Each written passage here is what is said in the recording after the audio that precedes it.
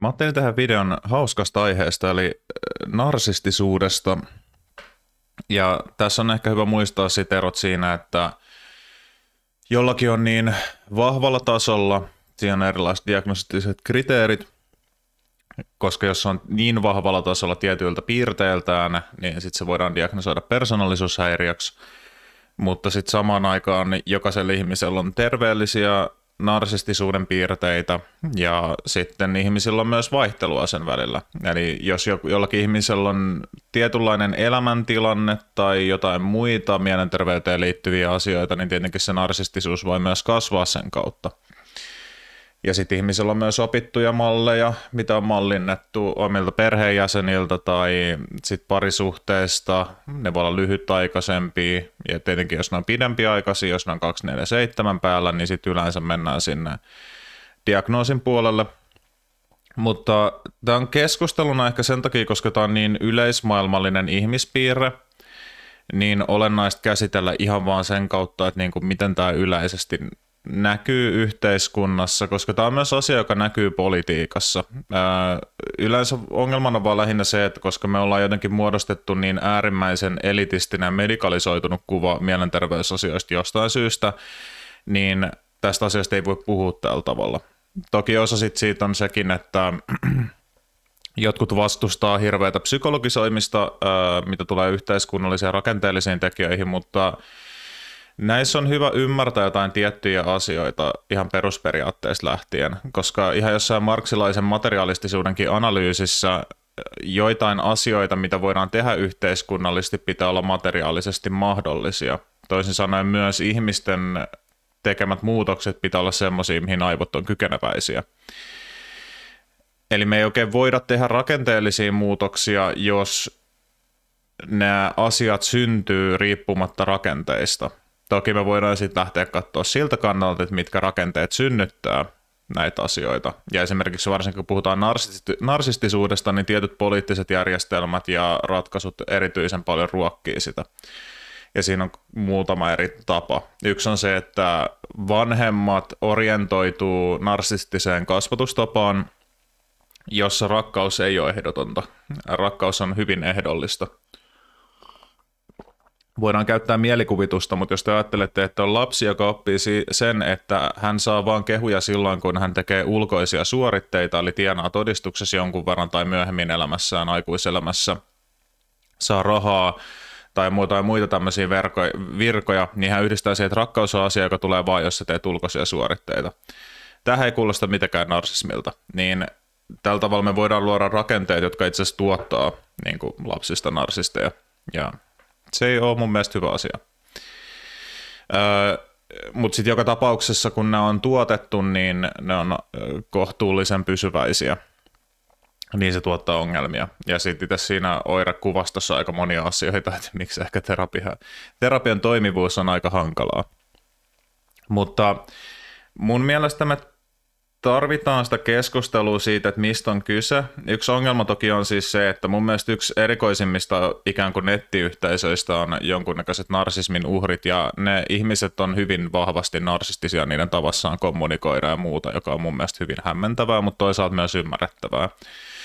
Koska jos joku on ollut niin sanotusti narsismin uhri, niin on aika todennäköistä, että hän on omaksunut niitä samoja piirteitä sieltä, koska lapsellahan on vaan muut aikuiset, mitä hän voi mallintaa käytökseltään, niin sitten sieltä omaksutaan niitä muita piirteitä. Ei tarkoita, että ihminen on patologisesti narsisti, mutta hyvin todennäköisesti omaksunut niitä muita piirteitä, niin ne vaikuttaa äärimmäisen vastenmielisiltä jotenkin ne yhteisöt, mitä on nähnyt. En mä tiedä, että onko kaikki yhteisöt semmoisia, mutta niin kuin, mitä tulee vastaan, ja se on äärimmäisen jotenkin samaan aikaan surullista ja samaan aikaan hyvin mielenkiintoista. Mutta mä tiedostan sen riski, että aina kun tämmöistä asioista puhuu, niin sitten sä periaatteessa joudut tämmöisen niin kuin, epämääräisen ihmisjoukon käsittelyyn, jotka ajattelee, että vain he tietää, minkälaista on narsismi, ja heidän kokemuksensa on kaikista ylitsevuotavin asia tässä kaikessa asioissa, ja mitä tahansa muuta, mitä yleensä narsistilta voisi olettaa. Ja joo, se on mun mielestä äärimmäisen surullista ja ironista samaan aikaan. Mutta kuitenkin tärkeä asia keskustella, koska sitten kun tunnistaa vähän tarkemmin tätä narsistisuutta itsessään semmoisen asian, mitä voi olla enemmän tai vähemmän, niin sitten pystyy myös vähän tutkailemaan, että milloin se tietyllä tavalla herää reaktiona. Ja sitä voi yrittää sitten tunnistaa itsessään ja muissa, jossa taas kerran varoituksen sanana, että jos sä oot itse äärimmäisen narsistinen, niin sä tunnistat muissa ihmisissä yllättäen kaikissa muissa ihmisissä narsistisuutta, niin sit se on vähän semmoinen...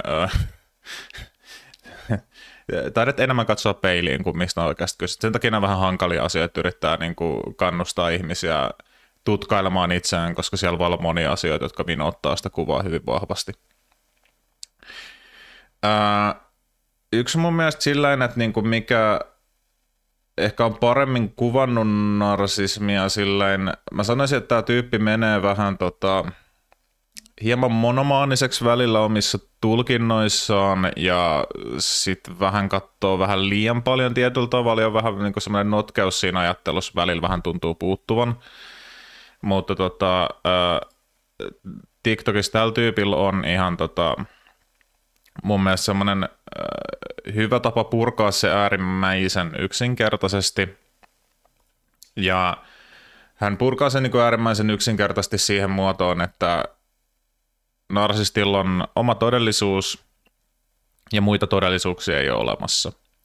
Joka on mun mielestä hyödyllinen tapa puhua asiasta, jonka takia mäkin olen puhunut sillä tavalla asiasta, koska se niinku selkeyttää sen tosi paljon. Eli narsistin todellisuus on vaikka se, että mä oon maailman mahtavin tyyppi, joku on eri mieltä, niin se narsisti ei sinällään ikään kuin huijaa sitä ihmistä tai manipuloi sitä ihmistä näkemään, niin kuin, että ei kun mä oon kyllä parempi tyyppi, vaan siinä on todellisuusristiriita. Hän ei aidosti kykene hahmottamaan toisen todellisuudesta asioita. Koska esimerkiksi jos mä nyt sanon sulle, että sä et katso videota, niin jos sä yrität vakuuttaa mulle vaikka, ei kyllä mä katso videota, niin se ei ole sulta manipulaatiota, vaan se on todellisuusristiriita. Tämä on mun mielestä hyödyllinen havainto siinä, että missä me liikutaan tässä ilmiössä. Ja nyt me puhutaan siis tietenkin tästä niin kuin äärimmäisestä puolesta, eli että ihminen on 24/7 kaikissa tilanteissa kykenemätön ymmärtämään muita todellisuuksia. Ja tämä voi olla vähän vaikea sisäistää, mutta sen takia mä käytän tätä esimerkkiä. Eli ihmisellä on harhainen todellisuus, joka liittyy erityisen paljon hänen omiin kyvykkyyksiin ja muuhun. Mutta tämä on nyt yksinkertaistettu viesti, että tässä on samaan aikaan myös se, että miten se eroaa sille, että miten lähipiirille näyttäytyy ja miten muille ihmisille näyttäytyy.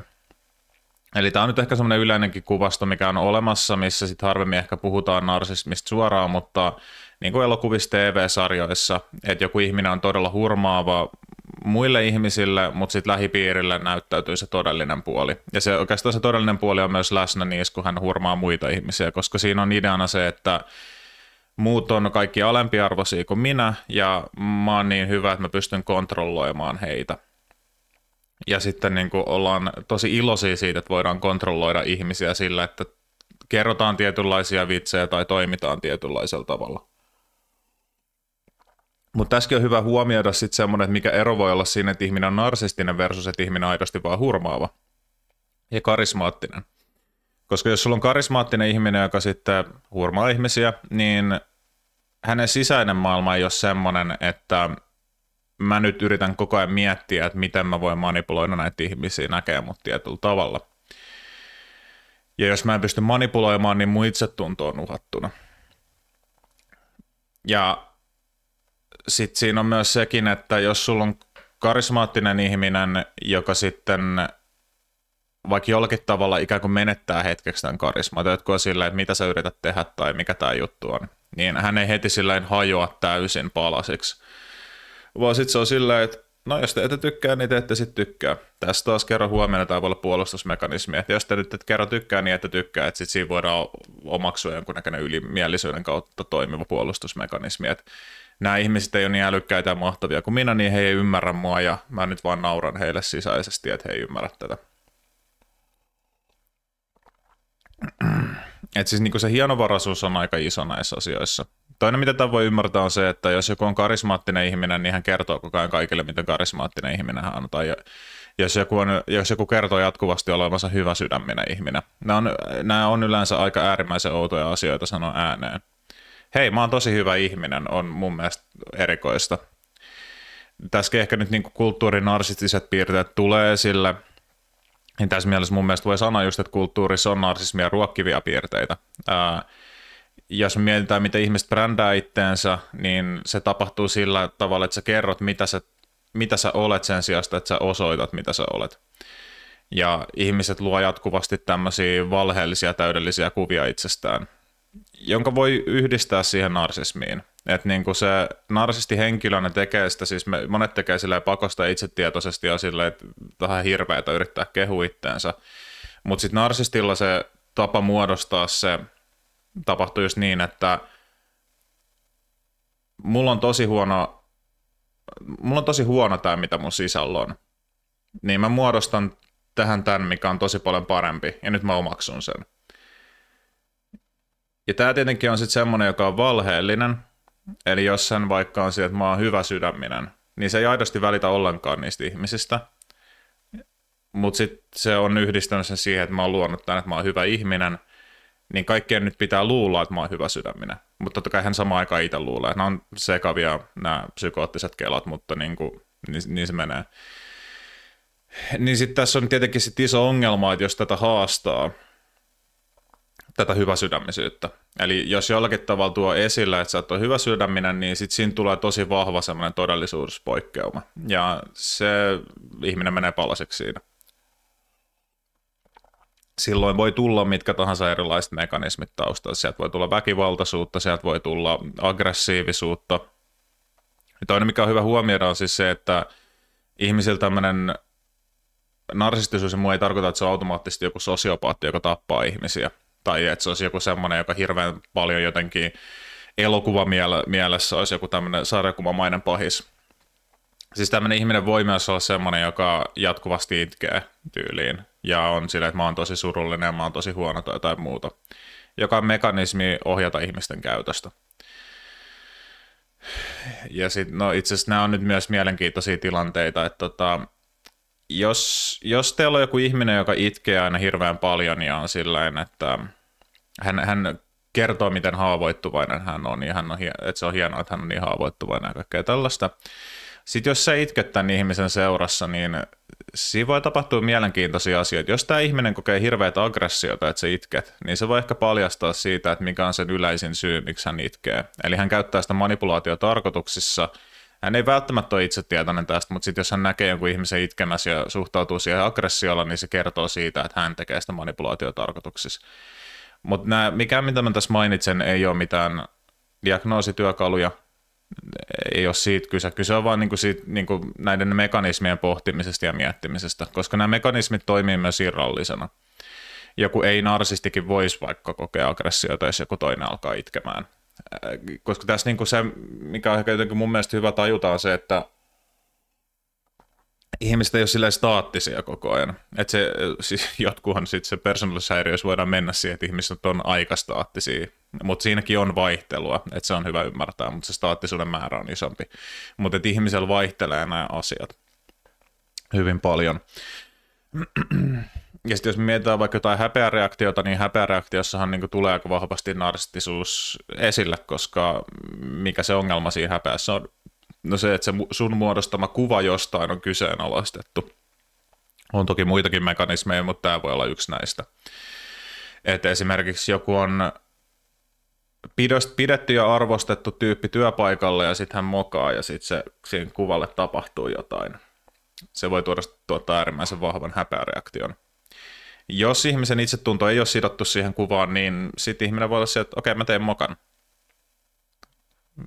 Ei kai tässä mitään. Mä oon pahoillani ja mä en anna tämän toistua. Eli toisin sanoen ihmisellä voi olla silleen, että muuten menee kyllä elämässä ihan hyviä kaikkea tällaista, mutta sitten jos siihen ulkoiseen tekijä tulee joku särä, niin sitten niitä ongelmia alkaakin tulee aika paljon. Ja se on periaatteessa just niin kuin semmoinen ongelma, mikä liittyy tiettyyn narsistisuuden ulottuvuuteen. Ja tässä mielessä kulttuurikin voi ruokkia sitä. Ja erityisesti perhe voi ruokkia sitä. Perhe voi erityisesti kasvattaa lapsesta. Perheellä on aika paljon voimavaraa niin kuin tehdä semmoinen tietty bingolappu ja melkein varmasti saada narsisteja sieltä tulos. Mutta tämä on nyt vähän taas kerran semmoinen asia, että tämmöistä epäeettistä testiä ei voi tehdä. Mutta se, mikä mun mielestä on niin pääteltävissä, on se, että kun ihminen on lapsi, niin lapset oppii keinoja. Ja aikuisena meillä on aivot, samat aivot kuin lapsellakin, ja ne oppii keinoja saamaan tiettyjä asioita. Ja ne ehdollistuu tiettyihin asioihin. Lapsi ilman itsetietoisuutta voi kehittää jonkunnäköisiä vaikka oireita, vaikka vatsakipua, mutta sillä vatsakivulla ei ole mitään tekemistä minkään niin kuin oikein sairauden kanssa tai muun kanssa, vaan se voi olla ainoa tapa saada ehkä huomiota, jolloin sitten se kehittyy myös niin kuin aidoksi vatsakivuksi, mutta ei sen takia, että siellä olisi sairaus taustalla, vaan että keho aivojen kanssa yhteistyössä voi kehittää tämmöisiä asioita. Niin sitten kuten mä kävin läpi, niin jos päättää antaa lapselle ainoastaan silloin rakkautta tai huomiota, kun hän suorittaa jotain, niin se opettaa lapselle tiettyjä asioita. Mutta kuten sanoin, niin mä en kyllä ehkä kokisi, että tämmöistä epäeettistä testiä voisi oikeasti koskaan tehdä ja katsoa, mutta mun mielestä se on pääteltävissä monella tavalla, mitä me ymmärretään aivojen toiminnasta ja persoonallisuuden kehityksestä myös, koska sitten siihen liittyy myös tämmöisiä asioita, että peilataan sitä käytöstä, mikä on vanhemmilla. Että jos lapsi näkee vaikkapa, että tapa käsitellä surua on se, että poistutaan omaan huoneeseen, eikä puhuta mitään, niin mitäköhän lapsi tekee sitä aikuisena mahdollisesti?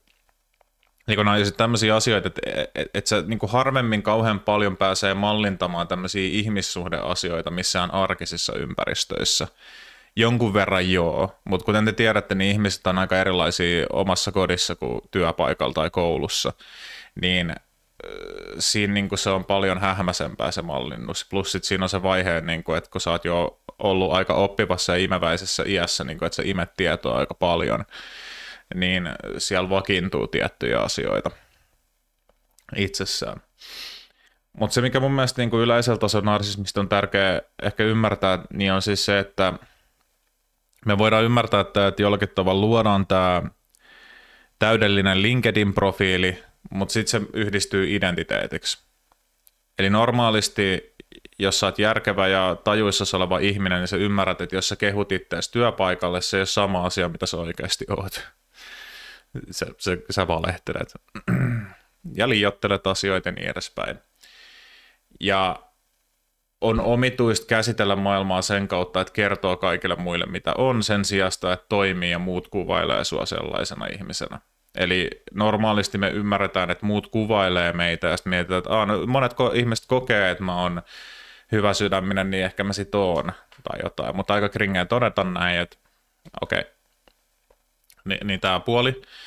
Ja sitten se, että sidotaan sitä omaa itsearvoa ulkoisiin tekijöihin ja mitä oletetaan, että muut pitää ulkoisesti hyvinä tekijöinä. Että tässä mielessä, jos ihmisellä on narsistisia taipumuksia, niin sillä ei ole mitään tekemistä sen kanssa, että onko se asia itsessään arvokas, vaan asiat muuttuu arvokkaaksi vaan sen kautta, että kokeeko muut sen arvokkaana. Tämä voi ehkä näkyä käytöksessä sillä että minkälaisia ihmissuhteita hakee, minkälaisia kavereita ylläpitää, minkälaisia seurustelukumppaneita hakee, millä tavalla kasvattaa lapsiaan, minkälaisia lapsien pitää olla. Niin kuin, että jos lapsen harrastus sattuu menee sen kanssa yhteen, että muut arvostaa sitä, niin sitten se on äärimmäisen hyvä asia. Jos ei, niin sitten se on äärimmäisen huono asia, ja sitten lapsi pitää pakottaa pois siitä, koska lapsi on olemassa sua varten, eikä toisinpäin. Eli tässä mielessä voi kanavoitua näin. Tai sitten, ehkä mä käyttää, tämä lista on aika pitkä. Mutta kuitenkin, niin kuin, että ulkoiset asiat ensinnäkin on semmoinen, joka määrittää sun arvoa, ja sitten sen takia niin kuin, sä et voi periaatteessa koskaan olla autenttinen. Ja kolmantena sitten on tämä, että niin kuin, on tämä oma todellisuus, on aidosti niin kuin, kykenemätön hahmottamaan muita todellisuuksia. Ja niin kuin, mun mielestä on sen takia hyödyllinen, että tässä niin kuin, tulee sitten se, että tämähän voi olla. Ja siis tässä, niin kun kaikki nämä, mitä mä kävin läpi, niin tämä pätee kaikkiin ihmisiin tietyssä mielessä. Kaikilla voi olla hetkittäisiä tämmöisiä tilanteita. Ja niin kun, että esimerkiksi ei ymmärrä muiden ihmisten todellisuutta. Se tapahtuu riitatilanteessa aika helposti kaikille ihmisille. Ero on sitten siinä, että mitä sen jälkeen. Tai sitten sen aikana, että pystyykö jollakin tavalla niin kuin hillitsemään itseään miettiä sitä sen toisen kannalta sitä asiaa.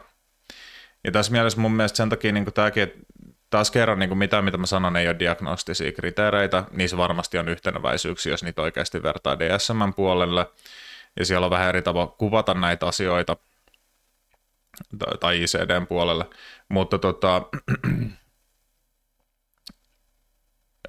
kun ihmisellä voi olla hyvin korkeat narsistisuutta, joka on selkeästi nähtävissä, tai mun mielestä olisi silleen semmoinen asia, mitä tarvitsee edes pohtia, että voiko tämmöistä diagnoosia tehdä vai voiko tämmöistä olla. Ihmisten käytöksen voi tosi helposti ja hyvin arvioida narsistiseksi käytökseksi. Se, mikä on hankalampaa, on sitten sen niin toteaminen vaikka persoonallisuushäiriöksi, joka on sen ammattilaisen tehtävä, mutta ei meillä mun mielestä pitäisi olla mitään vaikeuksia tai ylipäätänsä on mikään hirveän vaikea asia todeta, että onko se jonkun ihmisen käytös narsistista. Jos joku ihminen alkaa tekemään jossain tilanteessa itkupotkuraivareita ja kyseessä on joku aikuisten keskustelu, niin me todetaan, että tämän ihmisen käytös on lapsellista, mutta oikea vastaus on, että tämän ihmisen käytös on narsistista. Ja itse asiassa tämä on myös toinen ehkä esimerkki, että jos joku 40-vuotias tyyppi käyttäytyy samalla tavalla kuin 5-vuotias, niin, mutta sitten jos niin 5-vuotias käyttäytyy niin kuin 5-vuotias, niin me sitten ehkä sitä, niin kuin, me voidaan kyllä kuvailla sitäkin narsistiseksi käytökseksi, se on ihan oikea asia itsessään sanoa sitä niin, mutta sitten me ei kyllä tietenkään psykologisoida sitä sillä ja aloita miettiä sitä diagnoosia, että sitä ei siis yksinkertaisesti voi diagnosoida niin vaan nuorelle ihmiselle, koska niin se on meillä on niin aivojen kehitykseenkin liittyviä asioita, että ei ole vaikka mahdollista ymmärtää tietyssä iässä jotain tiettyjä asioita tai mahdollista ymmärtää tarpeeksi syvällisesti tai syvästi jotain tiettyjä asioita.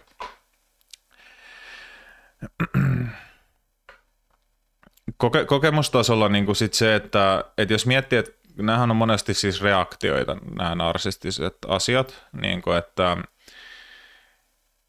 joku vaikka sanoo sulle, että sä hoidit huonosti tämän asian. Ja sitten se tulee siihen, että no mä en sitten tee enää mitään, mä en koskaan tee mitään ja tee itse ja lähtee pois. Niin tässä niin sitten se, että niin tässä on aika monia asioita, mitä pitäisi tapahtua. Yhden voi ajatella semmoisena pidempiaikaisena työnä, koska nämä tapahtuu niin nopeasti. Joku sanoo tämmöisen asian ja se on niin vähän just semmoinen, että jos sä ajattelet, että sä oot vaikka sun kämpässä, ja tämä nyt menee omituiseksi tämä esimerkki, mutta sä palkkaat jonkun tyypin, joka yhtäkkiä tulee lyömään sua kepillä tyyliin, vaikkapa, niin sä et voi tietää, missä vaiheessa se tulee tekeessä. Sä oot palkannut se joku semmoinen saatanan ninja, että se on niin koko elämänsä treenannut sitä, että ihmiset ei pysty huomaamaan sitä ennen kuin se lyö. Niin sit sä et voi koskaan tietää, milloin se lyö sua. Niin tässä tilanteessa kun se lyö sua, sit sä oot yhtäkkiä se, ei vittu, mä vituttaa, ja sit vaikka tavoitteena on se, että sä ärsyntyy, niin sä et oikein missään vaiheessa ehdi käsittelee sitä asiaa niin nopeasti, että sen jälkeen kun se on lyönyt sua, niin sä puolessa sekunnissa tajuaisit jotain itsestä kauhean syvällistä. Joten siinä on siis, mä yritän tänne esimerkin kautta tuoda esille se, että on semmoinen työskentely, mikä pitää tapahtua silloin kun se keppityyppi ei lyö sua. Ja sitten on työskentely, mitä tapahtuu silloin, kun se lyö sua. Mutta niin molemmat pitää tapahtua. Eli on ihmiselle aika vaikeaa pystyä muuttaa koko persoonallisuutensa ja tapansa suhtautua asioihin puolessa sekunnissa. Eli sen takia se pitää tapahtua aina ennen niitä tilanteita. Ja sitten tietenkin tilanteiden jälkeenkin voi tehdä asioita, että siitä voi keskustella. Jolloin tämä niinku liittyy siihen, että ensinnäkin miettii, että mikä saa itseänsä käyttäytymään, niin sitten voi miettiä, että onko jotain, mikä edeltää sitä. Ja sitten voi miettiä sitä, että minkälaisia tunteita herää ja mitä niiden tunteiden aikana tapahtuu ja miten yleensä on toiminut. Ja nämä on siis semmoisia asioita, että tämä voi sanoa yleisellä tasolla, mutta tämä on tosi hankala, koska tämä on taas semmoinen, että tämä menee sitten siihen, mitä ammattilaiset tekee, mutta tässä niin voi antaa semmoisen tietynlaisen kartan, että näitä erilaisia asioita voi muun muassa pohtia, totta kai monia muitakin asioita, mihin voi kiinnittää huomiota, mutta sen mun mielestä pitäisi olla ainakin yksi tämmöinen tapa käsitteellistää noita asioita, joista kaikki ihmiset olisi silleen tietoisia niin yksinkertaisessa muodossa, koska en ehkä näe, että meidän yhteiskuntana pitäisi mennä siihen, että joka ikinen ihminen menee terapiaan tyylisesti. Että nämä niin kuin mun mielestä, sen takia linkittyy mun mielestä ohi minkään tämmöisen terveydenhuollollisen näkökulman siinä mielessä, että me puhutaan ihan vaan yksinkertaisesti siitä, miten suhtautua asioihin. Ja jos me katsotaan psykoterapiaakin, niin siellä on aika paljon filosofiaa, koska filosofit on pohtinut näitä asioita aika pitkään. Ja sitten tietenkin, jos me katsotaan kaikkea länsimaisten murhaamaa kokonaisuutta liittyen joogaan ja meditaatioon, niin sielläkin monet kelat liittyy siihen, että miten suhtautua asioihin, jotka on sitten niinku aika lailla otettu sellaisenaan kopipastena meidän psykoterapiaan. Että se, miten vaikka stoalaiset ajatteli asioista tai myös mitä Sokrates käsitteli asioita, niin on kopipastettu sinne. Totta kai sitten siinä on tullut kaikki kliininen puoli ja tutkimus ja kaikki muu tämmöinen. Tietenkin sitten siellä on niinku myös testattu ja kehitelty menetelmiä, mutta sitten on päädytty sellaiseen lopputulokseen joidenkin osalta, että yhä tämä menetelmä käsitellä asioita, vaikka tämä on jo 2000 vuotta vanha, niin tuntuu toimivan hyvin edelleen. Mutta sitten sekin tietenkin kehitetään eri muotoihin ja standardisoidaan ja sitten totta kai näissä on omat kysymyksensä, että milloin mennään liian pitkälle kaikessa niin kuin mekaanisuudessa ja standardisoimisessa ja liian isossa keskittymisessä äärimmäisen pieniin yksityiskohtiin. Niin narsistisuuskin näissäkin asioissa on totta kai semmoinen asia, mitä on aikaisemminkin huomattu ihmiskäytöksessä, koska se on semmoinen asia, että se ei ole niin kuin keksitty asia. Että se ei ole sinällään täysin kulttuurin tuote. Se, mikä on kulttuurin tuotetta, on tietenkin sit se, että miten se näkyy, eli just se, että mitä muut ihmiset arvostaa, on yllättäen asiat, mitä narsistit tekee. Toinen on, miten se palkitaan. Narsismi on äärimmäisen hyödyllinen asia työelämässä monissa erilaisissa ammateissa. Sillä on syy, miksi me nähdään niin vahvaa narsistista käyttäytymistä, kun me katsotaan tarpeeksi varakkaita ihmisiä ja tarpeeksi tai niin kuin erilaisia vallankäyttäjiä. Et sillä on syy, koska se järjestelmä palkitsee heitä ja nostaa heitä tosi paljon ylöspäin. Että ei he sattumalta päädy sinne. Että se luo etulyöntiaseman, niin kuin, ja tämä on sen takia mun mielestä on hyvin mielenkiintoista, koska meillä on mielenterveyshäiriöitä ja persoonallisuushäiriöitä, jotka ei todellakaan luo minkäännäköistä etulyöntiasemaa tässä järjestelmässä, mutta jotkut luo, ja sitten siitä pääsee ylöspäin. Tietenkin myös erilaiset sosiopaattiset piirteet, joka taas kertoo meidän yhteiskunnasta, että niin kuin mitä käytännössä sarjamurhaamaisempi ilman, että joku sarjamurhaa, se on ongelma, jos se ryhtyy sarjamurhaajaksi, mutta niin tämmöiset ihmiset niin bisneselämässä monella on se, että hei, sä oot tosi siisti ihminen, että sä niin oot valmiin vaikka murhaa ihmisiä, että niin antaa mennä.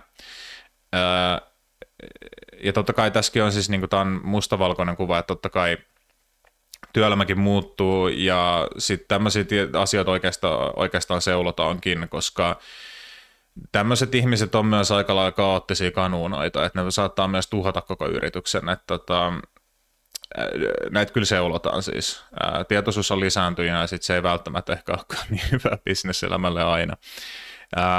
Mutta nämä on kulttuurillisia, eli siis esimerkiksi jos miettii vaikka Donald Trumpia, niin häntä nostetaan niin paljon, että se on oikeastaan se muiden ihmisten työ nostaa häntä ylös tietyllä tavalla. Niinku, tämä tapahtuu niinku yhteisöllisenä prosessina siinä mielessä. Myös työpaikalla jotkut ihmiset voi päätyä nostamaan jotain tämmöistä hyvin narsistista henkilöä ylöspäin. Sen kautta, että he itse on samankaltaisia ihmisiä, yrittää hyötyä toisista. Toinen voi olla pelko, ja totta kai sitten niinku näihin tulee nämä sosiaalipsykologiset elementit ja muut. Sitten totta kai se, joka on valta-asemassa, niin käyttää myös keinoja ylläpitääkseen semmoista kauhua kaikkialla näissä asioissa. Kaikkea tämmöistä. Ehkä niinku se, mikä vielä lopuksi niinku olisi siis se, että tässä mielessä kun tätä analyysiä ja tapaa katsoa narsismia siirtää politiikkaan ja yhteiskunnalliseen ajatteluun, niin sitä näkee aika paljon. Ja tässä niin kuin on sitten vähän semmoinen, että tästä on aina vähän vaikea miettiä, että miten tästä kannattaa puhua tai miten tätä kannattaa ylipäätänsä käsitellä, ja mä en ole ihan vielä varma siitä. Mutta kaikki asiat, jotka on kulttuuria, ideologiaa, käsitellään meidän aivoissa ja sen jälkeen ne tulee ulos sieltä. Niin tässä prosessissa on aina jotain, mikä tekee muokkauksia sinne. Niin tästä syystä, jos joku ihminen on omaksunut jotain tiettyä ideologiaa, politiikkaa, käsitellyt niitä pään sisällä ja se tulee ulos, niin siihen tulee tiettyä vinoutuneisuutta, joka on nähtävissä. Ja sen pystyy palauttaa aika hyvin siihen, että minkälainen se ihminen on myös ihmisenä. Ja tätä siis kyllä tutkitaan, mutta vähän sellainen tietenkin kyseenalainen tutkimusaihe, mutta tämmöistä kyllä tutkitaan. Mutta välillä totta kai ne voi olla hyvin mustavalkoisia tai muut, mitä ne voi vetää, ne johtopäätökset tyyli, että kaikki konservatiivit on tyhmiä ihmisiä tai on hyvin paranoidisia ajattelijoita, jos totta kai on myös niinku pohjaa varsinkin tässä paranoidisuudessa. Mutta sitten niinku, että se voi mennä vähän liian yleiselle tasolle ja muuta tällaista tyyliin, koska totta kai myös vasemmistossa on hyvin paranoidista ajattelua. Kaikki tietää, jotka on joskus yrittänyt selviytyä Twitterin feministikokoontumisista, missä toista puhuu toisilla ja sitten ne miettii, että hetkinen, onko tässä jotain kuitenkin susta tässä jonkun tyypin sanomisessa. Onko tämä ehkä kuitenkin vähän sortavaa kielenkäyttöä? Jota kyllä kaikki tiedätte, mistä mä puhun, jotka tämän tunnistaa. Mutta kuitenkin niin, tässä mielessä se on just niin kuin tärkeä asia kuitenkin mun mielestä käsitellä, koska sitten meillä mun mielestä ei ole mitenkään kauhean kaukaa haettu, että me voidaan hakea meidän poliittis-ideologioista jotain semmoisia tiettyjä, jotka myös niin kuin itsessään ruokkii itse itseään. Että jos me ajatellaan jotain semmoista ideologiaa tai poliittista ajattelua, missä ihmisen arvo perustuu siihen, että minkälaisia ulkoisia tekijöitä hänellä on, joita muut ihmiset arvostaa. Ja jos tämä kehittyy kaikista mahtavimmaksi ajatukseksi ja sitten tämä kehittyy myös semmoiseksi, että ne ihmisille, joilla ei ole tätä, ei ansaitse mitään, niin ne voi täysin heittää heitteille. Ja tätä ei ole sama asia kuin sanoa, että kaikki, jotka näin ajattelee, on narsisteja. Tässä niin kuin vaan pitää jotenkin ymmärtää se, että, niin kuin, että mikä on se itseään ruokkiva ilmiö siellä ja miten niin kuin me voidaan muuttaa kaikkien ihmisten ajattelua tietynlaiseksi ja miten me voidaan omaksua sitä näin aikuisinakin. Että jos lapsille voidaan opettaa asioita, niin myös aikuisille voidaan opettaa asioita. Tai jos lapsilla on opetettu jotain tiettyjä asioita, ne voidaan myös vakiinnuttaa aikuisille ihmisille. Ja tämä olisi tärkeää ymmärtää sen takia, että sit niinku me ei voida ratkaista jotain tiettyjä yhteiskunnallisen ajattelun ongelmia ollenkaan kognitiivisella tasolla. Sen takia niinku mä jotenkin palaan näihin asioihin, koska mä alan huomaamaan sen, että yhteiskunnallisessa keskustelussa on piirteitä, mitä ei selkeästi voi järkiargumenteilla tavoittaa. Tämä on mun mielestä ollut tosi iso ongelma filosofiassa ja kommunikoinnin teoriassa lähtien jostain Habermasista ja muista, että niinku siellä toki on huomioitu näitä asioita, totta kai on ollut niin tämmöisiä dialogisia lähtökohtia jo kauan aikaa sitten ja sitten niin yhdistyen fenomenologiaan ja muuhun tämmöiseen ihmisten empaattiseen tavoittamiseen ja sitä rataa, mutta kuitenkin, että meillä on edelleen ongelmana jotenkin se, että me ei niin voida tiedollisesti ratkaista niitä ongelmia, me ei voida tuottaa semmoista argumenttia, joka vakuuttaisi tietyn osan väestöstä. Ja sen huomaa ihan siinä, että kuinka matalat standardit sen, niin kuin jos katsotaan pelkkää älyllisyyttä, niin se on aivan täyttä sekoilua se keskustelu älyllisen niin kuin arvioinnin kautta. Jolloin sitten niin kuin mä edelleen mietin tätä, että kuinka paljon sit keskustelusta pitäisi olla vaan periaatteessa tunteellista keskustelua. Että ei kysytä, että miksi sä ajattelet, tai siis kysytään, miksi sä ajattelet näin, mutta ei kysytä sillä niin kuin, että miksi sä argumentoit näin, vaan sillä, että minkä tunteen takia sä ajattelet näin tästä asiasta tällä tiedollisella tasolla, mutta on toki aika hankala tehdä sillä internetissä, mutta niin kuin jotenkin tuntuu, että keskustelut pitäisi enemmän palauttaa näihin asioihin. Ja sitten tietenkin mitä korkeampi jonkun narsistisuuden aste on, niin sitä vaikeampi hän on myös häntä on tunteellisella tasollaan tavoittaa. Ja sitten me aletaan mennä just sit siihen, että jonkun ihmisen deradikalisointi ei tarkoittaisi ollenkaan sitä, että niinku hänelle näyttäisi minkälainen todellisuus on, vaan hän joutuisi niinku vahvaan ja intensiiviseen psykoterapiaan tyylisesti. Ja itse asiassa tätähän kyllä nähdään myös joissakin deradikalisaatiojutuissa, koska jos mietitään kulttitoimintaan tietynlaisiin terroristisiin järjestöihin liittyessä, niin siellä tehdään asioita ja ihmiset on tietynlaisista taustoista. Ja ne, jotka rekrytoi joko tiedostamatta tai tietoisesti osaa poimia tietynlaisia ihmisiä, tietää, että tämä asia toimii heillä. Mutta joo, tällä videolla varmaan hyvin mielenkiintoinen kommenttisektio. Tai sitten ei ollenkaan. Nähtäväksi jää.